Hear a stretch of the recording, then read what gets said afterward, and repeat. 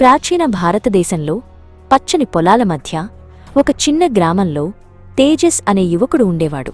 అతడు కేవలం రూపంలోనే కాదు, మనసులోనూ ఎంతో మంచివాడు.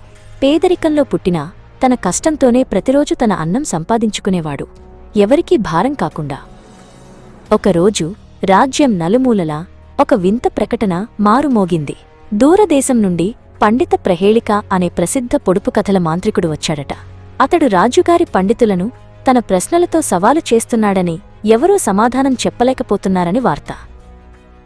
రాజసభలో పండితులు ఒకరి తర్వాత ఒకరు తలలు దించుకున్నారు. పండిత ప్రహేళిక వేసిన ప్రశ్నలకు సమాధానాలు దొరకక మహారాజా విక్రమాదిత్యుణ్ణి గౌరవం మసకబారుతోంది. రాజుముఖంలో చింత, సభలో నిశ్శబ్దం రాజ్యమేలుతున్నాయి.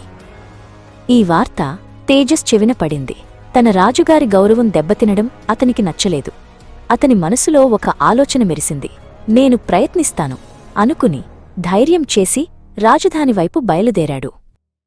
రాజసభలోకి ప్రవేశించిన తేజస్ పండిత ప్రహేళిక ముందు నిలబడ్డాడు. సభలోని వారంతా ఆశ్చర్యంగా చూస్తున్నారు. పండిత ప్రహేళిక తేజస్ వైపు చూసి తన మొదటి పొడుపు కథను విసిరాడు. ఒక ఇల్లు ఉంది. అందులోకి వెళితే కంటితో కనిపించదు, కాని బయటకు వస్తే చూపు వస్తుంది. అది ఏమిటి? తేజస్ చిరునవ్వుతో సమాధానం చెప్పాడు. పాఠశాల. పండిత ప్రహేళిక ముఖంలో ఆశ్చర్యం. వెంటనే మరో ప్రశ్న సంధించాడు. ఉదయాన్నే 4 కాళ్లపై, మధ్యాహ్నం 2 కాళ్లపై, సాయంత్రం 3 కాళ్లపై నడిచేది ఎవరు? తేజస్ నిస్సంకోచంగా బదులిచ్చాడు. మనిషి. చిన్నవాడు 4 రాళ్లమీద, పెద్దవాడు 2 కాళ్లమీద, వృద్ధుడు కర్రతో నడుస్తాడు. పండిత ప్రహేళికకు కోపమొచ్చింది. చివరి, అత్యంత కఠినమైన పొడుపు కథను అడిగాడు.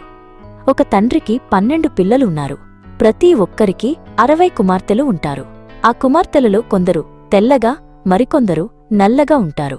వీరు ఎప్పటికీ చావరు, కాని ఎల్లప్పుడూ కనుమరుగైపోతుంటారు. వారు ఎవరు? తేజస్ ముఖంలో విజయం చిరునవ్వు మెరిసింది. సంవత్సరం అని స్పష్టంగా చెప్పాడు. సంవత్సరం తండ్రి, 12 నెలలు పిల్లలు, 60 కుమార్తెలు అంటే రోజులు, రాత్రులు, తెలుపు, నలుపు. పండిత ప్రహేళిక తలదించుకున్నాడు. అతడు ఓడిపోయాడు.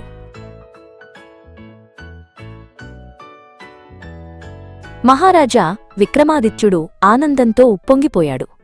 తన రాజ్యంలో పండితుల గౌరవం నిలబడింది. ఈ యువకుని జ్ఞానం ధనానికంటే గొప్పది అని సభలో ప్రకటించాడు.